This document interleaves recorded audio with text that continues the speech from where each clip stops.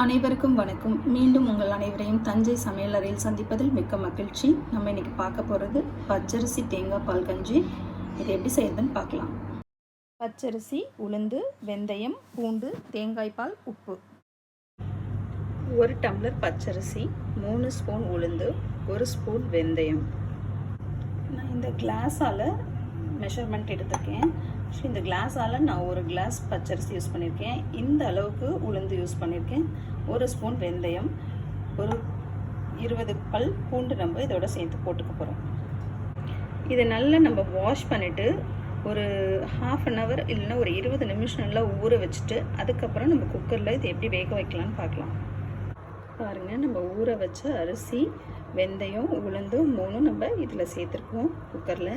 இப்போ நம்ம இந்த அளவுக்கு பூண்டு போட்டுக்கிறோம். நீங்கள் எவ்வளோ பூண்டு வேணாலும் போட்டுக்கலாம், நல்லா வாசனையாக இருக்கும். அதனால் நான் இந்த அளவுக்கு பூண்டு போட்டிருக்கேன். இது கூட நமக்கு தேவையான அளவுக்கு உப்பு சேர்த்துக்கலாம். பாருங்கள், இதுக்கு தேவையான அளவுக்கு உப்பு சேர்த்துக்கிட்டேன். நீங்களும் உங்களுக்கு எவ்வளோ தேவையோ அந்தளவுக்கு உப்பு போட்டுக்கோங்க. பத்தலைன்னா நம்ம கடைசியாக கூட சேர்த்துக்கலாம். இது எல்லாத்துக்கும் தண்ணி சேர்த்து நம்ம குக்கரில் ஒரு 3-4 விசில் வரைக்கும் விடலாம். நான் 3 கிளாஸ் தண்ணி சேர்த்துருக்கேன். நம்ம ஏன்னா திரும்பி தேங்காய் பால் சேர்க்க போகிறோம், அதனால் அப்போ நல்ல கஞ்சி தண்ணியாக வந்துடும். அதனால் இப்போதைக்கு சாதம் வேகிற அளவுக்கு நான் 3 கிளாஸ் தண்ணி வச்சுருக்கேன். இது ஒரு நம்ம 3-4 விசில் வரைக்கும் வச்சுட்டு பார்க்கலாம். நம்ம இப்போ ஒரு அரைக்க தேங்காய் எடுத்துருக்கோம். இதுலேருந்து நம்ம பால் எடுத்துகிட்டு பார்க்கலாம். இப்போ நம்ம குக்கர் விசில் வச்சோம் இல்லையா, அதை நம்ம எப்படி இருக்குன்னு பார்க்கலாம்.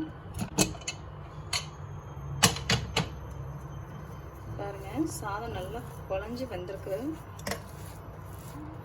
நல்லா இதை இந்த மாதிரி அமர்த்தி விட்டுக்கலாம்.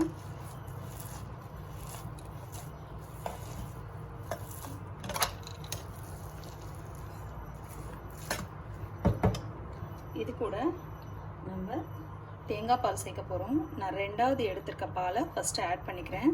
அடுப்பு சிம்லேயே இருந்துக்கிட்டோம். இப்போ நம்ம முதல்ல எடுத்த தேங்காய் பாலையும் இதோட சேர்த்துக்கலாம். சேர்த்துட்டு நல்லா கிளறி விட்டுருங்க.